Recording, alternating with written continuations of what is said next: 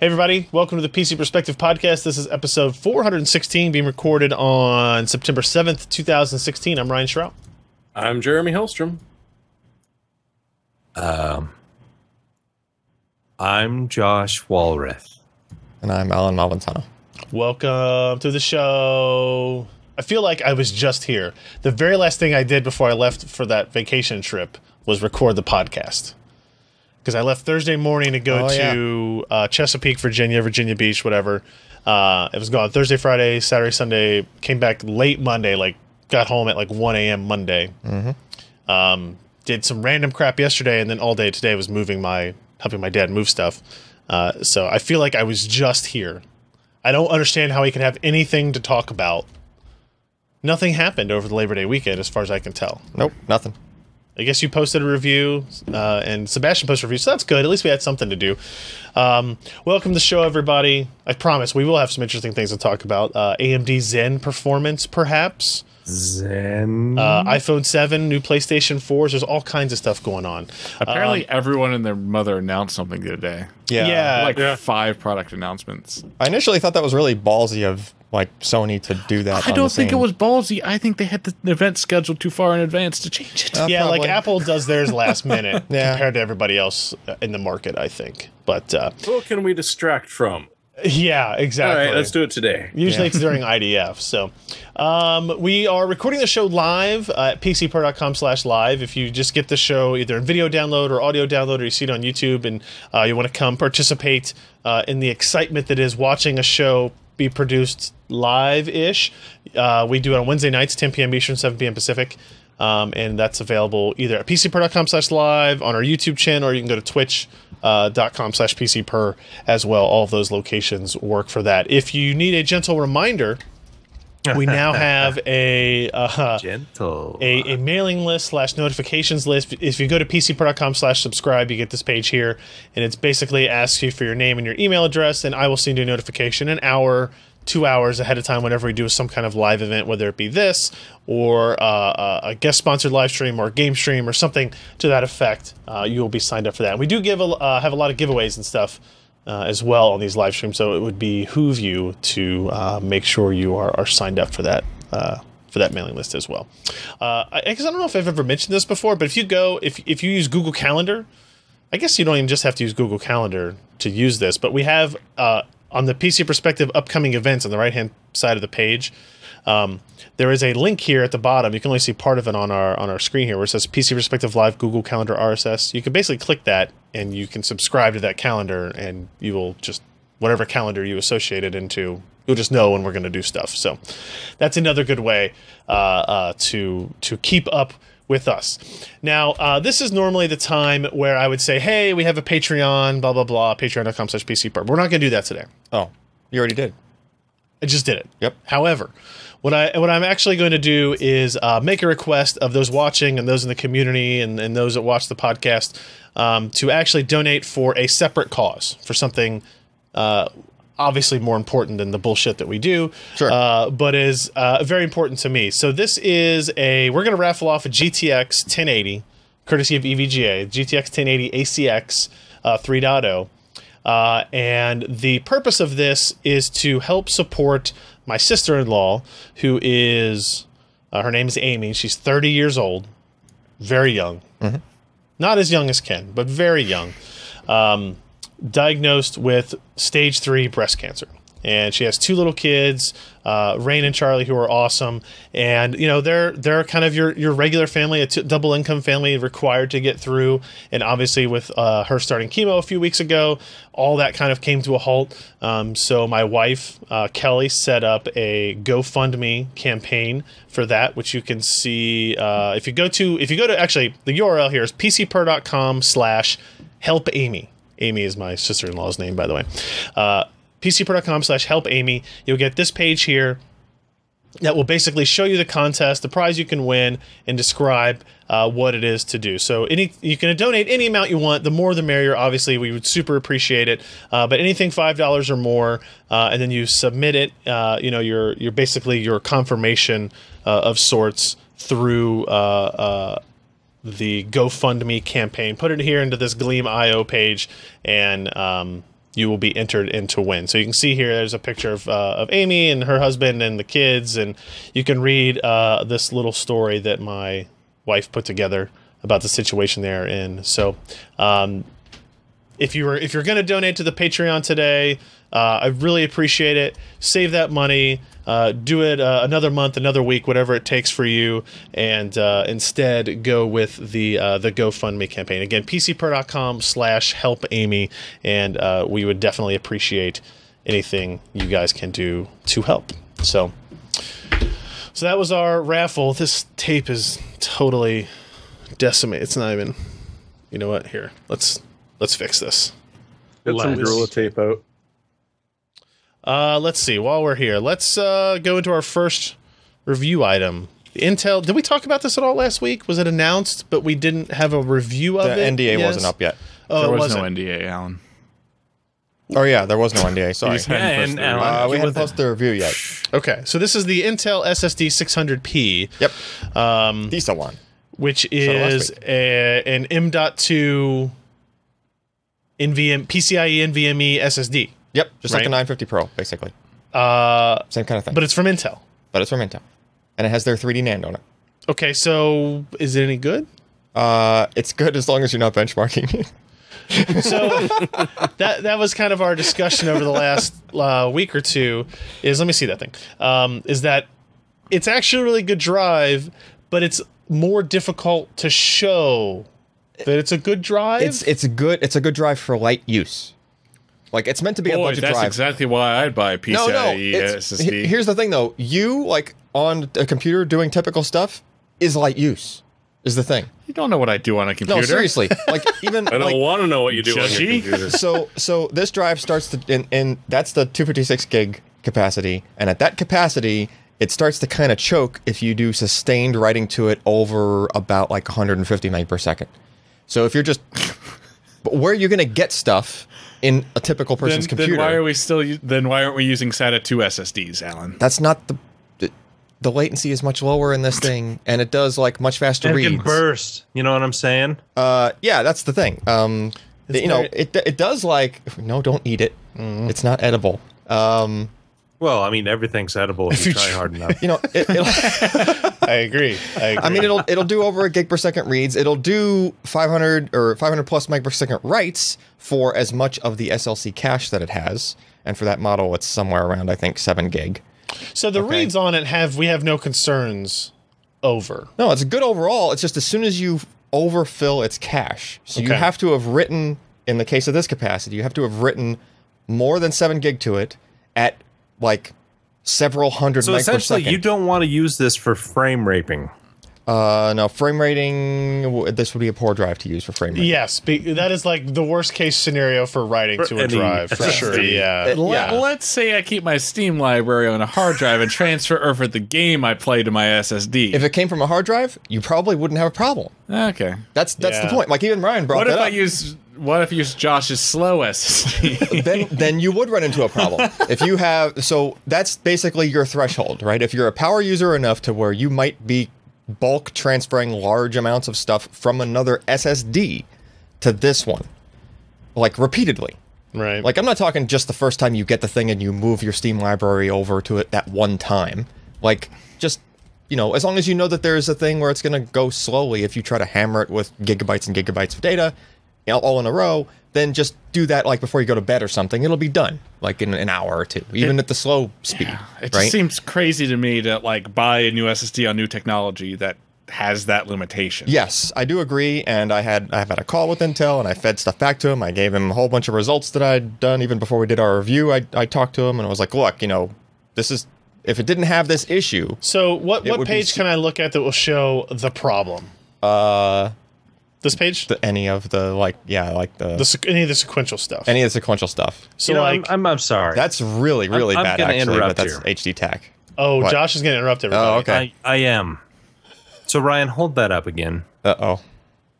Yeah? How many gigs is that? It's like 2. That's Josh, 256. I mean, What? be- how spoiled are we? Don't be an old man, Josh. don't do this. Don't be an old man, The Josh. 950 Pro has been out for almost a year. I Yeah. know, And but it's still, I way- mean, if you consider the 950 Pro and this, and the price points we're hitting, it's like, wow. Technology advances. It does. And sometimes we become a little jaded. That little thing, that thin little waffle that Ryan is holding is a 256 gig SSD that, for any kind of usage, you're watching YouTube, you're doing Microsoft Word, you're doing Excel, you're doing some gaming on it. Right. It's just going to be so instantaneous because latency is incredibly low. It's got great burst bandwidth. And until you really start hammering on it, like, well, I'm going to record a video at 4K and I'm going to stream it to this damn thing. I mean, I'm not going to stream it for long, mine, because it's only 256 gig. But it still boggles the mind how spoiled we have become with the performance around us in I/O. Okay, right. Man, are you done? Yes. So if you're using this thing for Steam and you already had your games on it, then the results would look something like what's on Ryan's screen right now, which is just your bulk read speed. So the top result, I mean, it's doing like, almost 1.5 gigs per second. Mm-hmm. Okay, so it's respectable, right? It's not like it's good. It's not really awesome, good, but it's respectable, right? It's decent speed. I mean, it's faster than an 850 Evo. It's faster than any SATA SSD that you're going to put in there, right? Yeah, it's multiples of any SATA SSD. It's the 950 Pro that it looks bad to, right? Sure. It even actually beats the SSD 750. It does, right? Yep. Which was the add-in card. All right, but then scroll down a little, and then we run into other issues, which is where I think a lot of the other reviewers, as they test these things and publish reviews, so anybody listening to this podcast, if you came here and listening to this, you might be listening to it on a kind of seeing a crazy review somewhere where people were just kind of crapping all over the drive. Right? Because when you do sustained throughput, which in the past wasn't that much of an issue, right? Mm-hmm. Most drives in the past were SLC or MLC, or they weren't doing any kind of unique tricks with cache or multiple different speeds that they would go. It just, the drive was what it was for the most part, right? Sure. If it was going to write at 550 meg per second, it would just do it. Yeah. Basically, right? Right. But this is using TLC, and it doesn't have that many dies of TLC. Okay. So those dies in those packages for that 3D flash are 48 gig per die in TLC mode. Mm-hmm. That's a 256 gig drive. There's only 6 flash dies on the drive because there's 3 packages. There's 3 packages. Yeah. So it's not, you're not able to become that parallel with only 6 dies on a drive. Okay. Right? And Intel/Micron's first generation TLC, like their 3D flash running in TLC mode, is not the fastest. Right? They just It's just it is what it is. The nature of that tech. They wanted to make it cheap, not fast. Right. At least for the first round. Right. Okay. So as soon as you start to do bulk writes to this thing, it kind of trips on its sword, unfortunately. Yeah. And it wouldn't be that bad. Let's see. Yeah, that's a pretty good example of it. This one is. Yeah, that's during the file creation and then file copy test. So to the left there, that left third of the throughput that you see down, here? Down, yeah. Ooh. There's your throughput for the file creation, and it's doing around 550 meg per second, and it kind of hiccuped in the middle there, right? Then it tries to start doing a copy, and this is from the drive to the drive. It's just reading and writing to itself. Yeah. Which is, again, probably not something that a regular person's going to do. You're not just going to make another copy of 10 gig of stuff on your SSD just for fun or something, right? So that's a test that, used to be something that it kind of didn't matter if you did it to a hard drive or an MLC SSD or whatnot. But if you do it to this particular drive, which does not like to operate with its cache full, it just falls flat, and it starts to get a little bit stuttery. It does not perform great. Okay. But you just have to remember that, as long as you are not ever putting it in that condition, it's gonna be speedy. That's the thing. Yeah. It just sucks to put the caveat on it at all. Right? I know. If you look at this graph, admittedly, this graph is an old benchmark. It is. But it is basically doing a sequential write. It's not a complex thing that we're doing to it here. Nope, it's not. It's above the WD Velociraptor. It's above the hard drive. It's above the hard drive. It's above the hard drive, and that's it. You beat the how many 8-year-old hard drive now? What is it? Yeah. Now, but to be fair, you're into like almost 300 megs a second. Yeah. 280 megs a second writes, which is probably okay for most of the time. But what I think we need to point out here is like the latency side of this, right? Oh, well, yeah. Anything that's not great either. Not on that one. How about where's the good graphs, Alan? So those are all also benchmarks that are continuous in nature. Yeah. So this like this white jumping back and forth line at the bottom is bad. Yes. Now that being said, that purple line at the bottom, it's still way better than that. Yeah, that there is a line at the bottom. This is the Velociraptor down here at the bottom that basically never leaves zero. It's just the axis. But how many times have we looked at these iometer charts to indicate SSD performance? Yeah, and now we're looking at it being like, oh, that doesn't matter. Like it's a double standard. So the thing you have to realize is that if I were to run this test in a manner that only hit the drive for a burst of a few seconds at a time, and then produced to that plot, the plot would look very much like the other drives that were good. Right.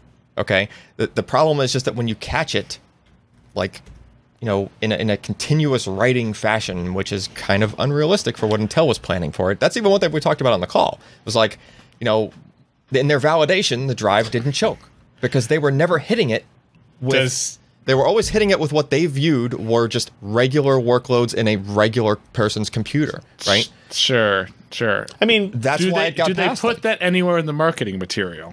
For normal computer users. What do you mean? Well, no, I mean, they just not intended for the other use. Like it can do a gigabyte a second until it's pricing based, right? Until you hit 6 gigs. The price is supposed to be that indicator. All right. So fortunately, we happen to have a test that we rolled out a few reviews ago that tries to emulate like consumer usage. And we didn't design this to be like light consumer users necessarily. I have a 300 megabit. I would consider this to be a fairly heavy normal consumer usage. Yeah. So I wanted to be fair, we developed this not like in response to this drive being out. We developed it way before. A couple reviews ago this came out. Yeah. We didn't even know that drive existed when we did this. So I have 300 megabit down at home. And I tried, like the Steam download. What does it look like? And I had a capture of that. And I downloaded like some like Linux ISOs or whatever, just large, fast BitTorrent downloads, right?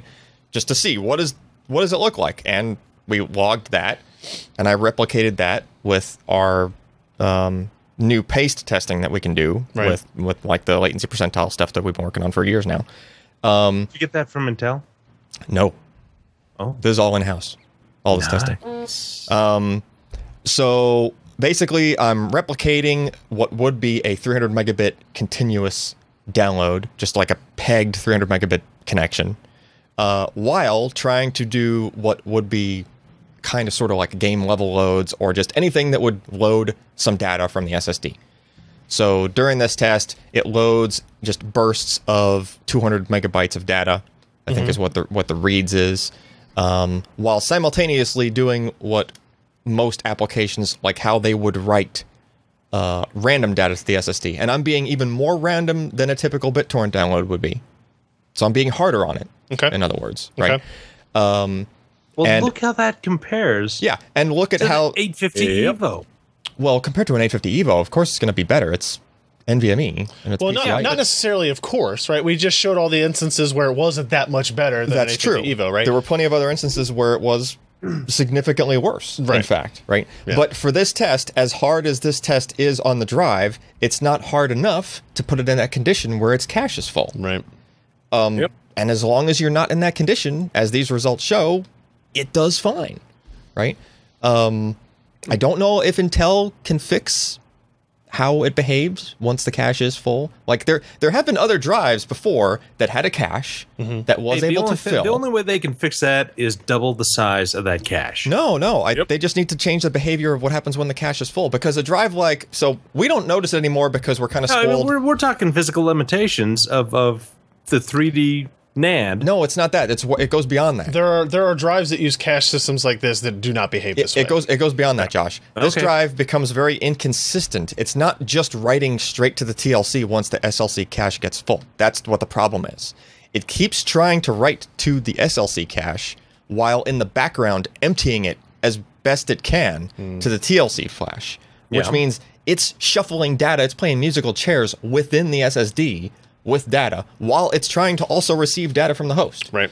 And that is what makes it perform so poorly. Let me ask you this as well. You do it. No, I really apologize. I know I sound like I'm a windbag, and I kind of am. What? No. No. Maybe. But what is the longevity of this SLC cache that's in the front? And what happens over time that potentially you're going to start getting bad clusters and portions of that? I would say that flash operating in SLC mode can probably outlast all of the flash on the rest of the drive easily. Okay. There you go. I was going to say my life. But Yeah, I mean, even if everything being written to it was going through the SLC to get to the TLC, which is what the case is, like it's SLC mode, you're talking like very, very small fraction of the wear, like or the the endurance is much longer when it's running in that mode. okay. So there have been other drives that we've been spoiled on in the past because now they've gotten so fast that you'd never notice when they go to TLC mode. Case in point, like an 850 Evo, 500 gig or higher. It doesn't matter if you've run out of its cache; it still goes 550 meg per second because its TLC is just that fast. Did you notice a slowdown on an 840 Evo when it went to cache? Yeah, see, that's the thing. And when we reviewed the 840 Evos, they were slower flash, right? And you would see that they would slow down. The difference was they didn't become stuttery. Because when they filled their SLC cache, they just said, okay, cache is full. Forget the cache. Yeah. Just write the rest of it straight to TLC, right? And so the speed ended up being very, very consistent. It was just like a pure TLC SSD at that point. And as soon as it went idle, the SLC emptied and did it all in the background. This drive is doing that background thing in the foreground.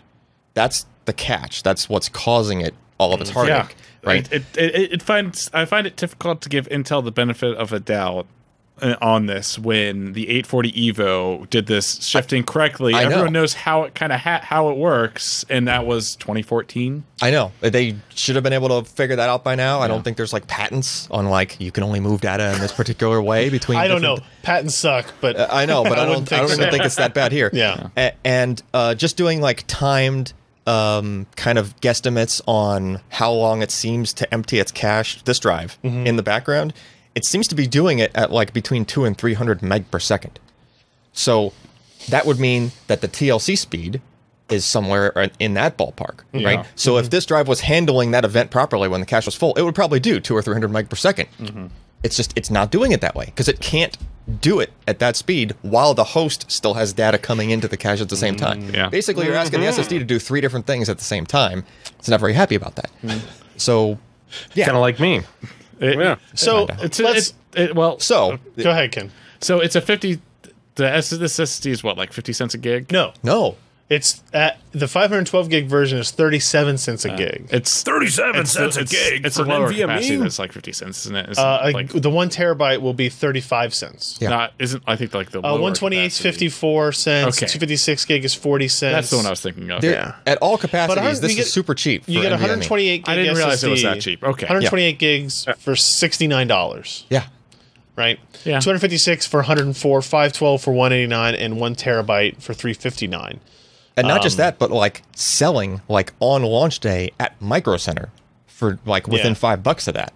Right. So that's even another point is like, wow, this was actually on the shelf. Like Yeah, so right it's when on it launched. Amazon. The 512 gig version is $199. Which Is that even cheaper? No, it's wait, they changed this, didn't they? Yeah. It's $10 over the street price. Okay. But it's Did close. you just say $199? Josh, what did I say? Thank you. Thank you. And thank you. Yeah, so that's the point of this whole thing, right? It's How much like, is the 950 Pro? I think I don't remember I think the that. 950 The Pro is 950 like 50 Pro cents a at gig. 1 terabyte is like $350. They don't make them at 1 terabyte. Try again. No, 512 gig. I'm sorry. Yeah, there It's, you it's like $320. So it's Yeah. It's $100 and something more. Yeah, we did the than math, this. and this drive was like 60% of the price of a 950 Okay. Pro. Okay. I So couldn't it's quite almost remember. half the cost. Yeah, I know we had this conversation Right? last week, and I couldn't quite remember it. Not only is it almost half the cost, but it's running into the pricing of many SATA SSDs. Yeah. As far as cost per gig. right? I mean, you'll see some that dip below like 32 cents a gig on like sales on 850s and whatnot, right? But like this is pretty close to that. Yeah. You can get a terabyte M.2 NVMe for 35 cents a gig. It's damn close. That takes the steam out of my argument. I thought it was a more expensive drive. See, that's the thing. They're going for... Now, I really wish it didn't have that glaring issue that I still believe that most people are not going to run into it. You put this in your parents' laptop, they're never going to hit this issue. I think if you put this in my laptop, I'm never going to see it. Any of our office systems that we're doing regular stuff on, maybe not the video editing machine, but like every other system, even in our office with the... I mean, we're arguably kind of power users... We would never hit super power user. Yeah, we would never hit that condition. Ken's not a power user. I want the two of you, anytime you transfer a file over 150 megabytes in this office, to put tick mark on a whiteboard. I think you might be surprised. Over 150 megabytes per second? Yeah. Never. That's not never. I can't even on the count. Network, we don't go that fast. It can't go that fast over the network. We go 110 megabytes per second. Yes, I know the speed of gigabit. Thank you. But like... Well, then what's the question? Like from external storage and stuff... It happens. It's very super infrequent. Honestly, I don't think this would be a bottleneck. So, like, the biggest bottleneck for us is reading from SD cards to take a 12 gigabyte file off of the camera. And those usually cap, even the fast ones we have cap out at like 90, 80 or 90. Or 90 megs a second. Yeah. So even then, right? And it's like we're trying. Sure. I'm always trying. But that's not the fastest SD card you can buy. So the only thing I could think of is if I'm using like a Samsung like T1 or T3 over USB 3. Yeah. But even then, I never dump like more than like what huge stuff am I dumping onto my main system from that drive, right? Dumping. See, that's my point. Like it's I never. Mean, what if you're dumping like a 12 gig movie across because you have this 256 gig mobile drive, so maybe you have some big files on it. Sure. And then you're like. Most of it'll go fast, and then for the last 2 seconds, it'll go slow. You have all of this fancy tech. Really slow. And like when you try to do... Like you have all this like modern fancy tech, and when you try to do complicated stuff that older tech can do, it slows down to a crawl. I get it. No, I'm totally with you, and I really wish that drive... It just feels so backwards. I told Intel on the call, like, this would... If not for that issue, this would be like a default recommendation for M.2 drives from me. But that issue prevents it from being that. Yeah. Because I have to say "but" every time I recommend it. Yeah. Right? Because there's this gotcha. As I was so frustrated, and I was like, this would be so awesome, especially at that price. Like, I would have no excuse. Like, it would be very hard for me to recommend, like, a 950 Pro to somebody with a drive that's almost half the price. Yeah. But without that issue. Yeah. Right? So, yeah. Frustrating. I wish it was a perfect thing. It's not. You know... Well, guys, read the review on PCPro.com if you need more than discussion than just this that we had for, like... God knows how long. An hour and a half. This graphics card performs really well unless you run it for 12 hours straight, and then it gives you a fifth of the frame rate. Yeah, but it would be like... How often do you game for 12 hours straight? Exactly, but you would still pan the graphics card. I'm trying to think of what an analogy would be. Like, if you... So it's like when you try to overperform it, its performance it's not drops overperforming it though. But it's like if you do like extreme stuff, like it's not like time based. It would be like it's kinda, if you were trying to render. I mean, I guess graphics cards do this all the time. If you try to render 8K, it's going to go 4 frames per second. If you're going to render 4K, it's going to go 4 frames per second. You're like, well, dumbass, don't go 4K, right? Go 1080p, and that's like what makes the example it's more not difficult. A really good analogy. What makes the example way more difficult, even going to like the Samsung T3. Right? Sure. I would have to transfer probably 30 or 40 gig worth of data to this from a Samsung T3 because it would only do about 300 meg per second from that. Yeah. See, the point is that it stretches it out. Like, you'd have to go 500 meg per second to really get it to the point where you run out of the cache quickly. Mm-hmm. If you're going a little bit over what its kind of, crappy number is, it takes you that much longer to fill the cache because, again, it's still emptying it as best it can in the background, right? So, yeah, I don't know. It's such a pain in the butt. Anyway, that's our review. The technology is awesome. Intel SSD 600p. Yep. Look for that. Let's move. Go take it out back and smoke that stick. Sebastian posted a review, as he often does, of the Phanteks Enthoo Primo. Enthoo Primo full tower case. Now, I want to take bets here. Did Sebastian take this photo? Sure. No. I would say yes. No, he doesn't have a black background. We'll wait for we need confirmation. There is a watermark, and that's kind of the tip off, right? Is that I think he wouldn't watermark a picture he didn't take, so we'll see in there. He may have photoshopped it. Yeah. You can take it on Whitebox and replace. That's true. It could have been a Whitebox and cleared it out. So, Enthoo Primo is with fitted a different with an watermark. aluminum faceplate. So this is a full tower case, black with blue LEDs. It's got a unique look to it. It kind of looks like it's like sideways. You know what I mean? Fancy side. Yeah. There's all your buttons and inputs hidden in that little. You know what I'm saying? Oh, okay. All right. Yes, Sebastian took that photo, and he has a black backdrop. Thank you. He says in the chat. Lies. It's an interesting looking case. It's pretty big. So this is the side you got the window on there. This is just air intakes. And like one side of it looks pretty good. The other side looks, I don't know, odd to me. You know what the best part about what is Sebastian and well, I know what the best part is that every case you send him, he gets another R factor of insulation in his house. That's true. Winter is coming, so that will be very important up there in Michigan. It is coming. He's up to like R97, which I think is pretty good. Unfortunately, he walks into his basement, and it's just like it's like that he has scene a little from, tiny tunnel. It's that scene from the end of like Raiders of the Lost Ark, right? Where, like, you know, he's walking down just this little narrow passage, and there's just like rows and rows of case boxes. He's got 5 cubic feet of space left now. Yeah, just enough to do podcasts from. It's all he needs. That's all he is. Isn't it? That's all he needs. It's the little podcast corner in his basement. You know, like I'm going to send him phones next. You only need little tiny spaces to test phones, right? Ryan, could you please send the boxes too? I need the boxes. This is getting cold. It's an interesting looking case. Lots of space on the back. I mean, look at the drive bays on that. It's got, what's it got? 7 on there, right out the gate. It's got optical bays for Josh. 5 of them. How many mounting holes? 5 optical bays? No way. It was 5. Look at this, You guys. get like a fan controller and 2 opticals and side extracting bottom filters. Side access filters. Unless that's I guess that's the Windows side. Yeah, that's Windows. Well, it would be unfortunate if that wasn't. Depending on which way you got. It's like it was up against my wall, but so the window's facing me. Oh, wrong side here. Let me look at the results real fast, and then I want to get a price here as well. So I mean, that's a big case. That's a full size ATX build in there with a Corsair water cooler. Oh, he's got a nice like red sleeving action going on there. There's no power supply in that picture. So where the hell is that? Wait a minute. Where's the power supply? Sebastian, Is it a rear mounted? Is it rear mounted? It's duct tape to the back. Look at that. There it Is that a small form factor power supply? Interesting. It kind of looks like it. Nah. I mean, it's It's short. like a 500 to 600 water. Yeah, The case must just be so big. Those are It is nice. big. Those are nice cables, guys. Those are nice. Wow. Yeah. Notice the reusable zip That's ties. a bigger case than you think. Oh, it is. That's that Well, I monstrosity. mean, look, there's the ATX motherboard in there. Yeah. Look how much space you have above it and below Yeah, it. that's not a micro. That's ATX.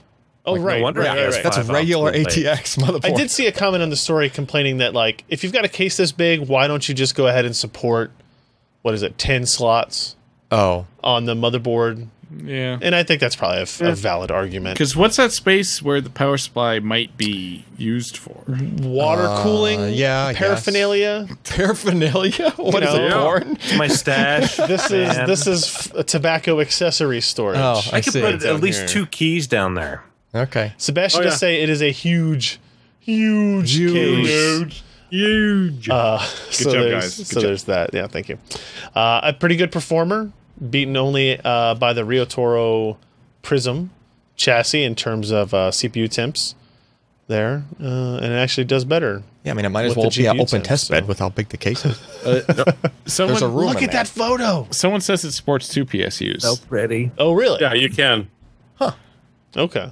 I think Phanteks is the one who has that PSU combiner thing. And this may be I what think that you're right. case that's for. We can use Yeah, 2 server power style supplies guy. to run one system. Hey, Sebastian, go test that part of it too. Thanks. If you took it apart, put it all back together, you're going to need twice as much sleeving now. Average noise levels and cost. What is our cost on here? What was it? Like? It's $1 million. Man, he should put that in the conclusion. $229 is steep for an enclosure, and noise levels will depend greatly on component selection, given the lack of noise insulation. Fairly minor complaints. It's pretty cheap for an addition to your house. Award. For an addition to your house? Yeah. Yeah. $229. That's where we're going to move the new studio for a new guest bathroom? This chassis. Yeah. So check out. Oh, a server in the bathroom. That's racist. Well, where do you keep yours? The church does have both a women's and men's restroom. Yeah, which is just board So one Ken, up. which is way over. Board one up. Just for the hell of it. It's very unlikely that I will ever need dual restrooms. No, you got a kid. I want to put Kid's a female. I want to put a shower in the other one, Yeah. like the big one. Why would? Oh, yeah. If I run or bike to the office. What are you trying to say about women when a woman comes to your office and tries to go to the bathroom and there's just a shower standing in the middle of the I'm going to be freaking... progressive, and I'm going to get a sign that says unisex instead of men or women. It's just like, it's called bathroom. It's not like there's stalls. It's an individual use bathroom. Oh, I see. But they're significantly that's large. the shower. Right. That's the turlet. Turlet. Oh my god. And when you stink, you go in that one. Well, which is most of the time. All right, let's get into some news items here. We do not have a sponsors for this week, other than reminding you, obviously, to go to pcbro.com/helpamy and contributing to that GoFundMe. We really appreciate it. We've had a lot of support on the page so far. Leaked Geekbench results. Oh, yeah. AMD Zen Performance Extrapolated. So apparently, right before the weekend or over the weekend, a Geekbench result for an AMD Zen processor. We think. I mean... It's a Zen processor. pretty sure Okay. it is, yeah. Was posted. So Geekbench is one of the things where like you run a simple test, does some synthetic performance analysis on your CPU and other things, and then it uploads the results. And if you don't tell it to not upload the results, sometimes you might accidentally upload results for a product that you're not supposed to. Hence this. And it was a kind of an engineering sample prototype, 1.44 gigahertz, so very low clock speed system. I mean, it was great during Thunderbird times. It was Thoroughbred. that was a good processor. Yeah. Although didn't the Thunderbird go 1.4 and the Intel go 144? Because they're like the AMD bus speeds were 100, right? And Intel's were 133. Something like that. I'm gonna go with that. That sounds relevant. Sounds right. So what we did was, if you look at this graph here. Wait, okay. I'm sorry. Oh, okay. Pentium 4 went to 1.4 and 1.5 at release, though the Pentium 3 never went above 1 gigahertz, correct? No. Unless there was a couple of P3 went over it. But it was after the Pentium 4 was released. Yes. And I'm sorry that I've derailed this, but Yeah, it was did. a lower process node that Pentium 3 was put on. Yeah, they did have higher, but they never went to 1.4, 3, whatever. 1.44. Whatever. Yeah. Okay. Google Fair help enough. you out here. So basically, here's a graph, and there's 3 lines on it. And what we did was, the blue line is an Intel Xeon processor running at 3.6 gigahertz. This is another Geekbench result that we just took off of their website. It is an Ivy Bridge architecture-based Xeon processor. Ivy Bridge or Ivy Bridge E? Well, it's Ivy Bridge E, but Sure. it's Ivy Bridge microarchitecture. Just in terms of like there was Haswell and Broadwell and now But Skylake. just so we get an right? idea of where the performance sits. Yes. So and we're only looking at single-threaded results at 3.6 gigahertz. The light green line is the result from the leaked Geekbench score. Yep. And then we just basically extrapolated out. If we assume perfect scaling from 1.44 up to 3.6.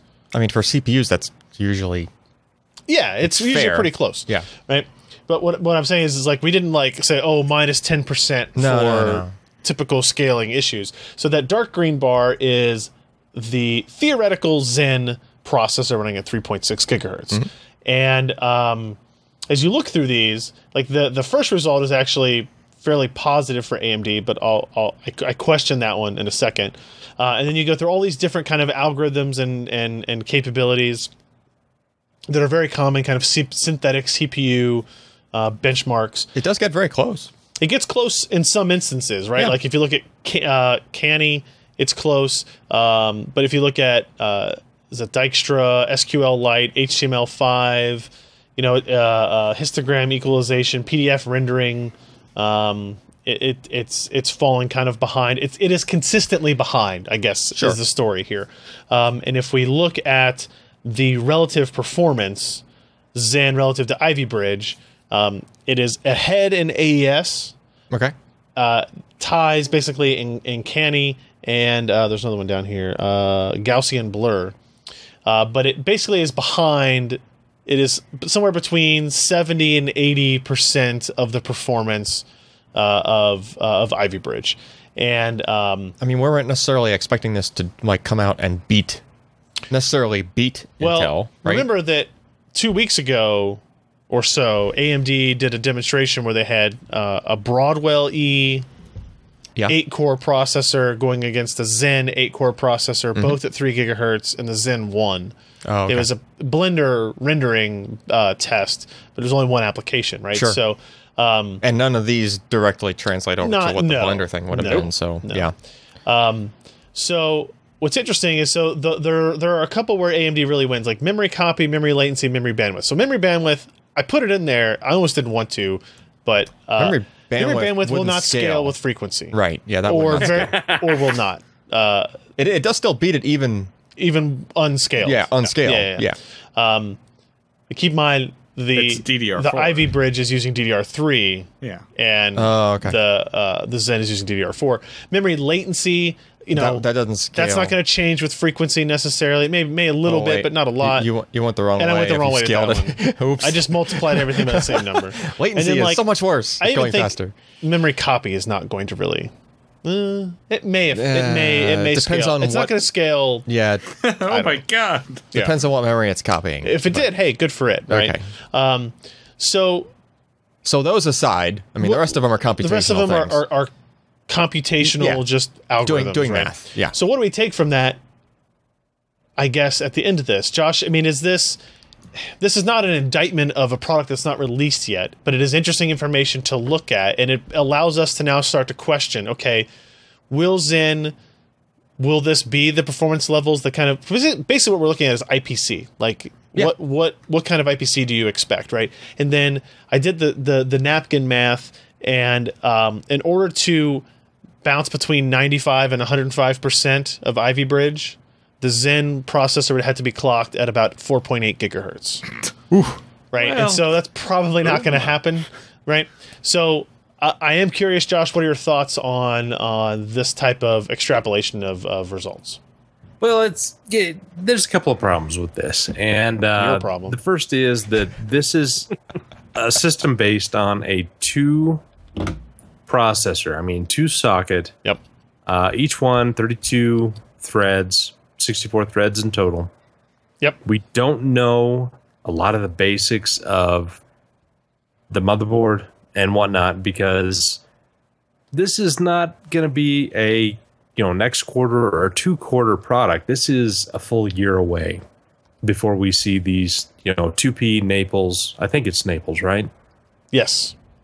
The server nomenclature for it. Yeah. Yeah. And so there's a lot of work to be done. And I'm not trying to sandbag here and say that, AMD is going to come out and have this fantastic thing. And these, initial results are going to be, they're going to just crap. But we're talking pre-production hardware by a year. And I mean, the stuff works and that's great.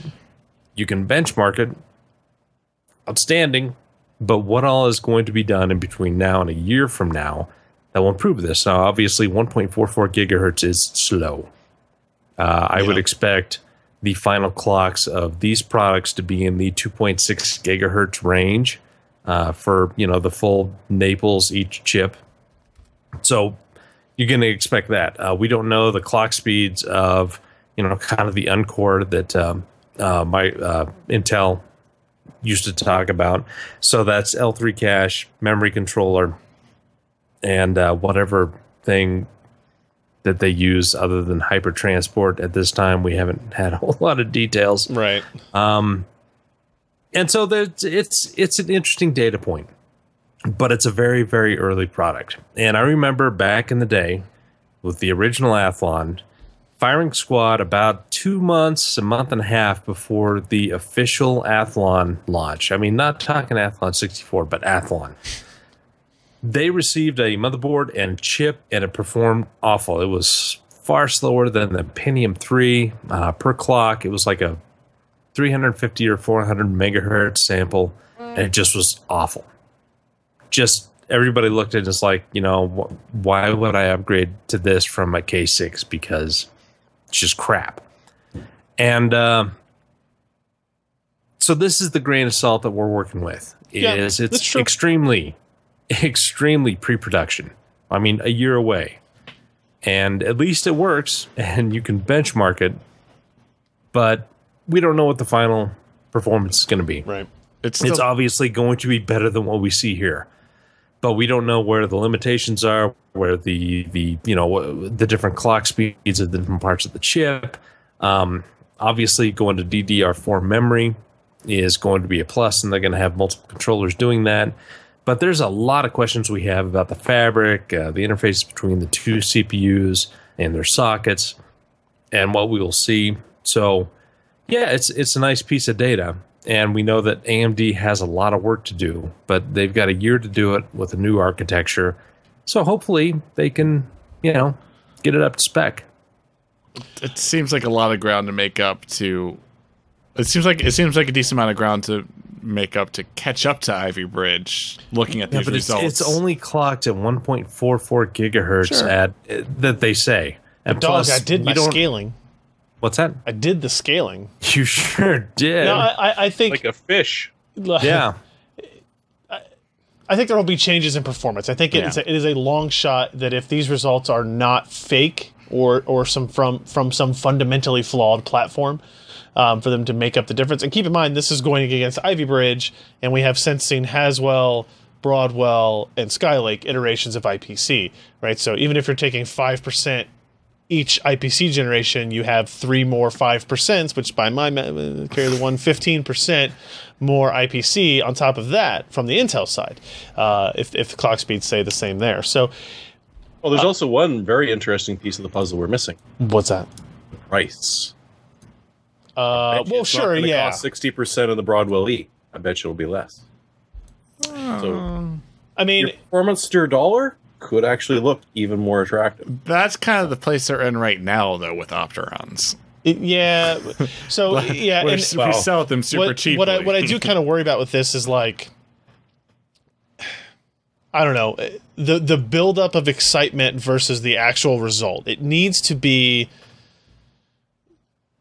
level, right? Mm-hmm. Don't set expectations higher than you'll actually be able to hit, because it will only backfire on you. Do you know who you're talking about here? No, I know. Like, and they've done that. Like, they do this. They're used to it backfiring. The RX 480 was kind of this, right? They set this probably unrealistic expectation.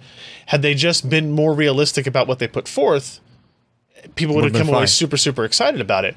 And I don't want them to do this here, because it's a very important product.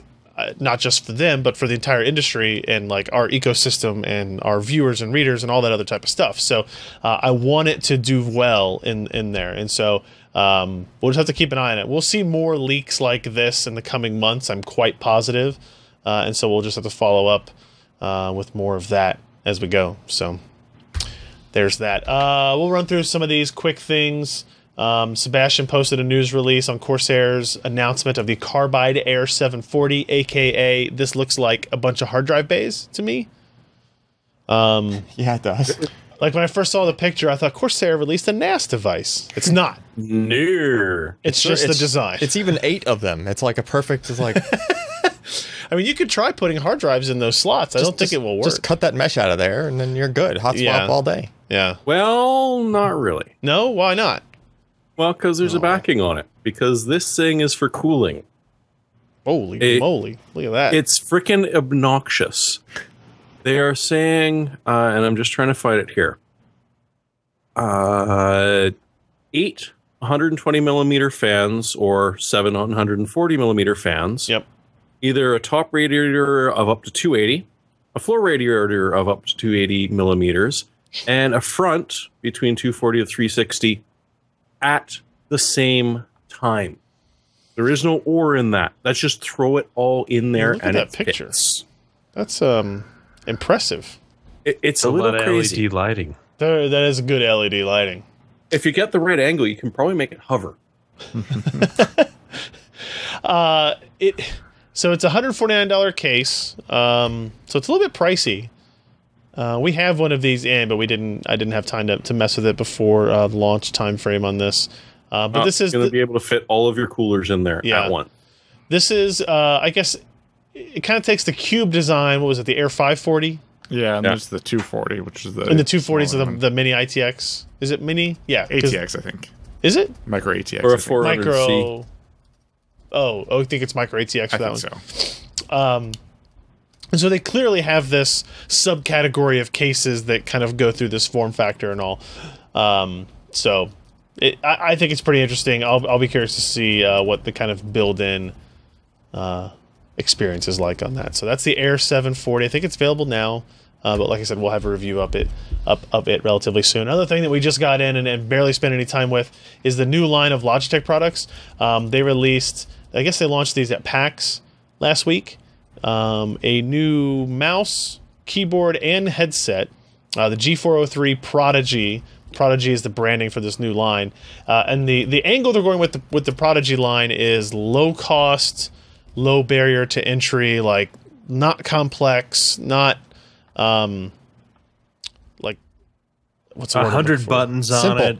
Yeah, like simple. Like, hey, if you're getting into PC gaming for the first time, or you're a PC gamer that is like using one of those crappy came with your PC OEM keyboards and mouse or basic. A wireless setup. You don't need all the bells and whistles, like, necessarily. But you still want, like, a decent you still want gaming performance level products, right? So this is what they're going with. Like, doesn't need a number pad on the side of it for your thumb to... It does not, correct. You know, yeah.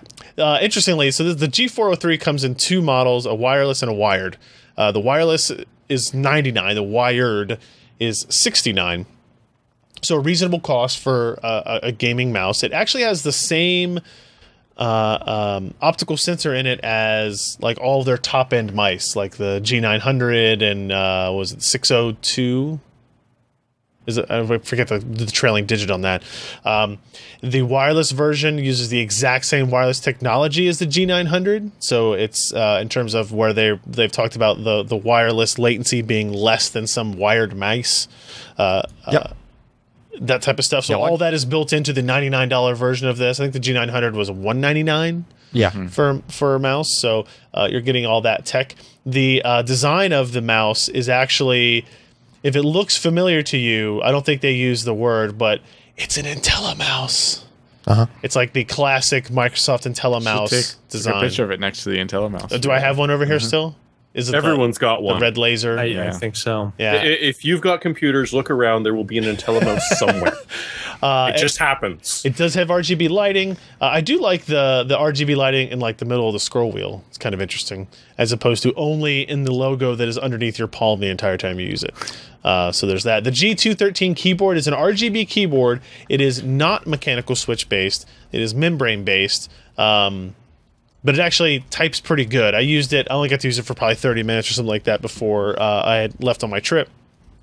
But they make claims about it being, 4 times faster than a standard keyboard with a 2 millisecond polling rate and quote gaming optimized keyboard matrix to prevent ghosting. Although we have to do some testing on what that actually means, and hopefully the WASD keys are on different areas of that matrix, and you don't have to worry about that type of stuff. Let me quickly ask you this. You may ask. Have you gotten in any of the monoprice blue switch keyboards? No. Because they're about $11 cheaper than that. And they're blue cherry, or like, what is it? They're blue derivative? Cherry blue, yeah. Are they actually cherry switches, or are they derivatives? Or what's the other guys that are just coming up now? I don't know. There's a third one that's popped up. These are like the cherry reproductions. Regardless of whether they're knockoffs or not, they're mechanical switches as opposed to the membrane. Sure. The cost issue, this keyboard is also $69. Seems pricey. You think that seems steep for an RGB? But the monoprice keyboard? one is $57 for RGB just blue. Mechanical. I thought you said it was just blue switches. Yeah, it's RGB backlight. I gotcha. For Yeah. I mean, there's going to be some of that, right? Especially if you look at brands like the ones that are monoprice would bring over and that type of stuff as well. You know, you have to look at the trade-offs on that stuff too. I mean, Logitech has like really good software integration and stuff. If you're into that, if you're into the RGB controls, I'd like to see what the software looks like for that monoprice RGB keyboard, I guess. We know somebody that works there. I don't anymore. Oh, did he? Is he no longer working there? No, Steve is not. Oh. So, you know, but it was worth a shot. And then also, finally, they had the G231 Prodigy gaming headset. It is again $69. No RGB components whatsoever. Only orange. Lame. It's only orange. Only orange. It is RGB. It's just O. No RGB, just O. It looks very familiar. It's kind of like the similar design style of like the G. What did I say that was before? Ken, the 930. Yeah, I think. But upgraded audio on these. It's not the same kind of copy and paste over from that. They are analog only. So they have. Oh no, they use a headphone port. Oh no. Oh no. But the benefit of that is you can attach them to your PC, and they come with an adapter as well to attach to your Xbox controller, your PlayStation controller, or whatever. So you get 4-pole through all the way on that stuff as well. So I listened to them very shortly. Again, this is just a preview. We'll do more testing on them. They were heavy on bass, as most kind of consumer gaming style headsets tend to be.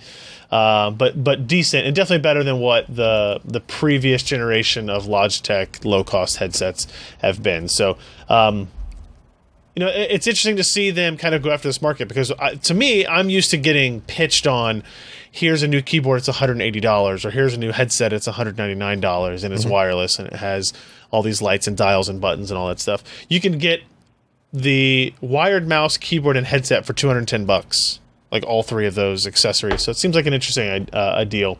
So I'm going to be replacing these on my main system going forward in order to report back with experience on the Prodigy line, if you will. That's like a great just round of stuff to put on like the low-end system build, or just like parents buying a PC for their kid for Christmas, or you know, just need a reasonably cheap but good, you know, three things. And I know there's always going to be cheaper options. And there's going to be a lot of personal preference, especially with things like mice and keyboards and headsets.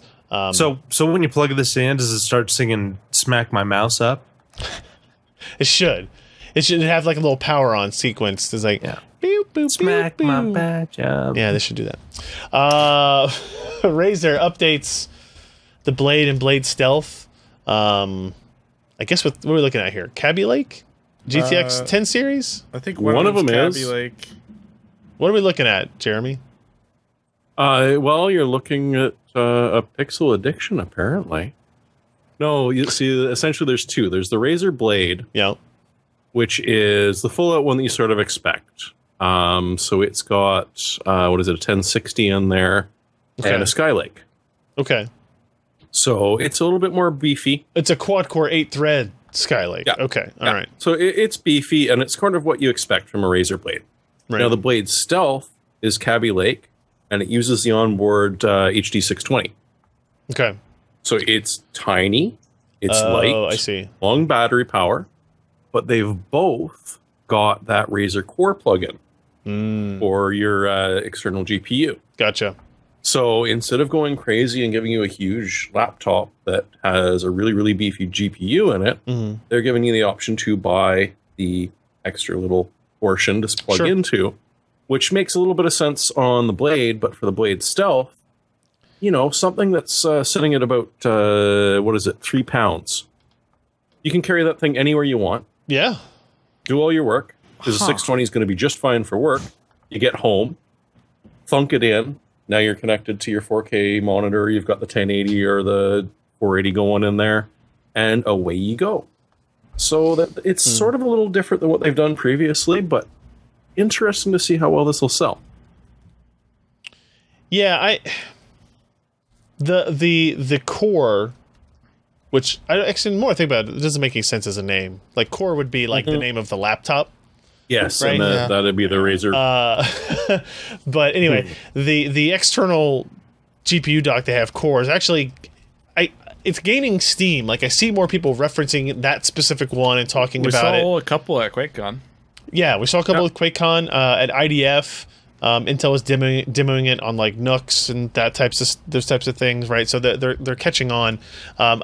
My one concern is, I don't know how big of a concern it is. I don't think either of the VR vendors have qualified any external GPU docks to be used with VR. Not that I've heard of. So, and the assumption being that there's some kind of added latency with the frame transfer. Yeah. So, Really? yeah. What are you looking at, Ken? Well, it makes sense. Oh, that's if you were trying to go back through the laptop and then To the HDMI out. HDMI, I guess. Yeah. Yeah. Because, I mean, no matter how good you're duplicating that PCI connection, it's Well, if the frames still not right there. Yeah, if the frames are being transferred back over that same bus, And then, it's going yeah. back and forth. It's interesting. Well, you could plug But on the the other headset hand- into the graphics card. Yeah, if you could do that, it should just work. Yeah, well, they don't tend to have... It's the same path. you need. Like Yeah, it's the, but remember that guy at QuakeCon had He was the using issue. it on an unsupported laptop, so he was having a bunch of driver issues. But he Yeah. eventually got it to work. He did. Oh, Okay. okay. What were you And thinking besides, about? who was here isn't going to suggest that there'll be a Razer Core VR at some point. It could oh, be. there probably Because will be. there will be. Could be. I was looking at the price will. of the Razer Core.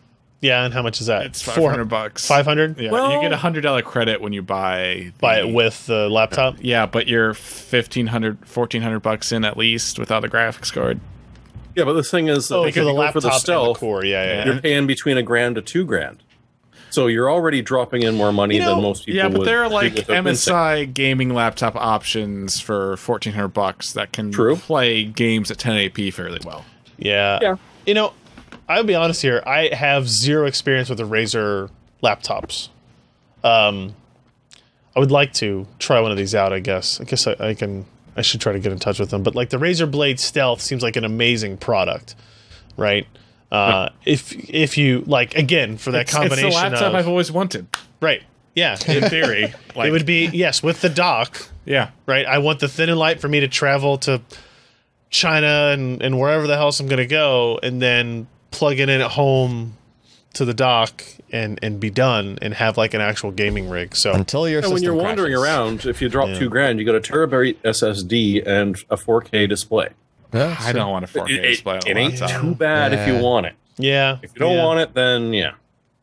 yeah, 128 gig drive is not enough to hold many games. So. No. No. You should get one of these and tell me if I should buy it, Ryan. Okay. Looks like we have one here that wasn't on the rundown real fast. This is the Mini ITX Antec Cube designed by Razer as well. This was Razer PAX. Oh, I see. Summation here. Yeah. I got you. So they designed this case with Antec. It looks like It that. looks like a TIE fighter. It does look like a TIE Fighter there, With it for blown sure. out It's like a really that. big radiator. Is it supposed to sit like that, or is that just open? That's just open. No, Yeah. it's just showing me that the side panels just sort of lift and click off. They're stupidly easy to get off. Oh, okay. Okay, so it's an upside down mounted motherboard Yep. based on this photo. Okay. All right, I gotcha. Yeah, it's pretty cool Well, looking. it is freaking huge. It's like about really? 2 foot long by 1.5 feet tall. So it looks small form factor, but Just a really and- big fan back there, I guess. and yeah, Huh. but you got a lot of space. They'd like their green LEDs, guys. Antec really likes those like 180 millimeter or Yeah. larger fans somewhere. Oh, okay. So they might have put one of those That back could be there. and that. Could be just throwing you Pretty off. Impressive. Maybe. No idea. What is this called again? This is the... Oh, they don't doesn't really have... The Antec Cube designed by Razer? That would be the entire name, yes. Yeah, okay. No name or no pricing availability or anything like that. It's a thing that might be Production coming. slated to begin next month and maybe available by the end of the year. So there you go. What else we have? How about a GTX 1050 rumor? Oh, okay. I think we've seen this before. No, is this a new screenshot? Scott posted this up. If you like looking at heavily watermarked GPU Z screenshots, Not just one watermark. no, God, no. Two. Yeah. It'll have, if this screenshot is correct, we're looking at 4 gigs of memory, 128-bit memory bus, 768 shaders, which is the same as the GTX 950, although this is clocked apparently 15% higher and is running 15 watts lower power. That's kind of disappointing, right? That it would have the same shader count but only 15% higher clock speed. I feel like we're used to, with the 10 series parts, there being this huge gap between like the 980 to the 1080 and the 970 to the 1070.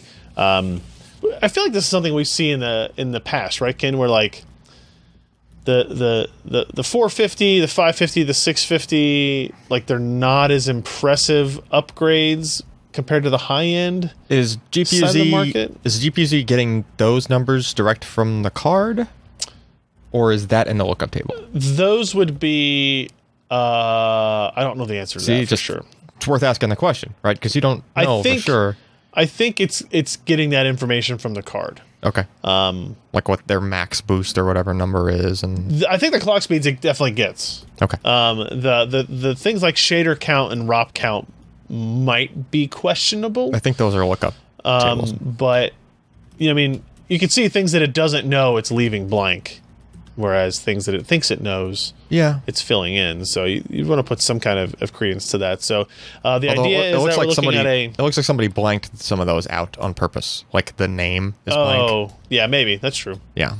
2.1 teraflops of compute performance if all these specs are correct, which puts it in line with the RX 460, which is the Polaris 11 GPU, which is probably exactly where NVIDIA would want this part to sit. So if this is a thing, I imagine we'll know very soon. So let's talk about those announcements that happened today. Apple announced the iPhone 7, the iPhone 7 Plus. This is interesting because it has the A10 SoC. Didn't we see a leaked Geekbench result of from A10? A10? Yeah. We saw that yesterday, didn't we? Yeah. Fast or slow? Big or little? It was faster. Yes. It was faster than the iPad Pro. I mean, which core? Like that's not how Big Little works. It's faster than the MacBook They would just put it in the fast too. ones. Oh yeah. So this is a new SoC, the A10. It's a new design that is Apple's first foray into the Big Little type of configuration. They've varied all the times before, right? They have been single core designs, or not single core, but dual core, single type of core, single architecture. In there. So the A10 now offers a pair of high performance cores and a pair of high efficiency cores that Apple says require only 1/5 of the larger pair's power. Obviously, it's similar. I didn't watch the event today. Did Apple pat themselves in the back a lot for this design decision? No, not really. It was very courageous. Super courageous that they finally took out the mini jack.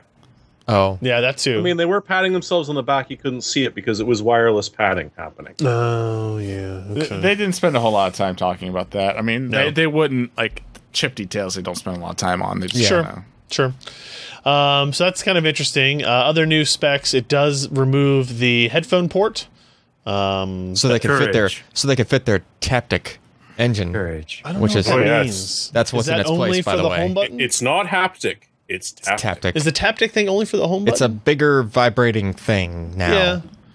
Yeah. It looked wide on the diagram they showed. Because it's like a big puck or whatever. So, I mean, your phone currently has one of those, so it does force touch feedback. Oh, okay. But they're also using that for the home button now. So I'm fine with that. Isn't physical. Yep. We all knew this was coming. I mean, it's not a shock to anyone. People should have made their peace by now. Upgraded cameras look really cool. It looks like the resolutions of the screens stay the same. It's not OLED. It's still IPS. It's the screens are capable of DCI-P3 color space now. Yeah. What's that mean? It's HDR. They caught up. Okay. It's about the highest color space that a consumer monitor or even a pro monitor, like it's a very, very high color space, wide color space, 25% greater brightness. I wonder what they're using to make. Look at these sweet wireless earpods, though. Of course. Did they say how much those were going to be? $129. $169. $169. Right. Yeah, no, thank you. Yeah, no thanks. Like, people use earpods because they're free and included with their iPhone, and it's going to include still doing that. It's going to include regular ones. Yeah. But like the idea that somebody would want the exact same audio quality for $169. Well, see, the thing, we don't know what those sound like. Is the thing. They're going to be identical, but they're probably not going to be that great. They're going to be the same. I do like that they have the bigger iPhone battery 6S. lifespan They supposedly do noise cancellation Sure. that you can adjust the amount of on the phone. Supposedly. Noise cancellation on the headphones or on the mic side? No, there's mics on those, and they will use those mics to do noise cancellation for. Is it? Well, okay. Open ear noise cancellation. That's exactly how your Bose works. Yeah, but open ear sure, you're not gonna noise get it cancellation perfect, sounds. but you can get it a lot better. Like, not great. I think something like that might sound much better if I think somebody makes like an insert or something like that. Like kind of seals your ear. Like a little kind bit of like more. seals it a little more. Like I think that would just be much better for use those. wax. But Yeah. you just keep them in for a few weeks in a row. No, I wasn't talking about that. I was thinking like the stuff you put in your ears when you're going swimming. Like okay. That kind of wax. I guess Toilet Bug says it's 5 hours of battery life on the earbuds. Yeah, they said 5 hours. I said 8. No, they said 5. Okay. I thought that was kind of cool that you could just like use one. So if you just do like Bluetooth, like a typical Bluetooth headset thing, like you're just talking on the phone, you could just. So does it know when it's in your ear? Yeah. Okay. It has like an IR sensor on both of them. Yeah, that's what the little dot is. Like an IR I was gonna say that's sensor. the only thing that looked different in this instance, but now it's not different. I know why, at least. I can feel I'm in you, so I'm going to sound great. Sebastian says they're using RGBR backlights. Is how they're getting the color gamut. Oh, because he did. I did really? hear him say like the reds and the greens will be better. Yeah, well, that's what. So it's like I mean, P3 has the a much oversaturated monitors and phones that we've seen, like the. It's not oversaturation. Yeah, but I think Apple's better at like implementing crap like that. So it's not like you're going to go to a web page that has a red and a green on it, and those are going to just be like, oh my god, they're just so saturated. Like it'll be normal color space for just you're just looking at something. It's but if you're looking at a photo, like that you, especially one you took with the sensor in that, which is supposed to be, so it would be context aware in that instance. Yeah, it's aware of the content. It's content aware, not context. It's like what are you showing? The content would have to be utilizing that color space. Yeah. In theory. Like Alan's iPad has his iPad Pro. Yeah, this has that screen, and these reds or whatever's on the screen isn't just like super blown out. Sure. Yeah. No, but true. But if I look at if I looked at content that had the greater had the data there. Yeah. Which they're saying like their new camera is capturing that content now. Yeah, that's their other claim is that their sensor, which is just the Sony sensor that's like also in the S7 supposedly. It's like the same exact specs. Yeah. As far as the sensor goes. They say they have some weird proprietary DSP chip doing stuff. Yeah. I bet if I talk to Qualcomm, they would say that their DSP chip does pretty good stuff too. They absolutely do. Pre-orders start on Friday. Prices starting at $649, going up to $3,000. Yeah, they doubled all the memory for the equivalent prices compared to last. So instead of 16, 64, 128, it's 32, 128, 256. And Ken and I were complaining today because they took out the 64 gig one, which is like the right size for me and for Ken apparently as well. Yeah, you know why they went from 16 to 32? Because just flash memory dies are just 32 gig now for one die, so it's just like funny enough, I was at the Apple store. Was it yesterday? Oh yeah, just a couple days ago, I think. And I smashed my iPhone screen 2 days before they announced a brand new phone, so it was really great. And anyway, I was sitting there at the support tables, right? Yeah. And I was waiting for my phone screen to be replaced. Also known as the tables of the crying women. Yeah. Oh my God. Yeah. And I was just listening to the people and what they tell people. Yeah. Right. Like like he said, what did he tell me? Well, I complained about my battery issue, about how it kind of shuts down in like the 20% range sometimes and the 15% range sometimes, or will just power off. Yep. And he goes, yeah, let me do a battery diagnostics. And he's like, oh, your battery's at 89% of its capacity. We don't cover it until it's at 80%. And I'm like, okay, well, it's clearly happening at 20% or above sometimes. What's the issue? He's like, well, sometimes it depends on what you have installed on your phone. And I went, nope. No. Did you really just say that right back to him? I said, no, it doesn't. That's awesome. I was like, that's not Apple how does not give you that amount of access to the operating system. That's not how electricity works. It's not. Right? Like, oh, God, you installed Pokemon Go. Power shuts down. You installed the thing that uses the CPU. Oh, wait. Yeah. No. So there was another thing. I can't remember what it was, but he was talking to some woman about something. Oh, like how the backups work or something to that effect. And it was like why she should never buy the 16 gig phone, blah, blah, blah.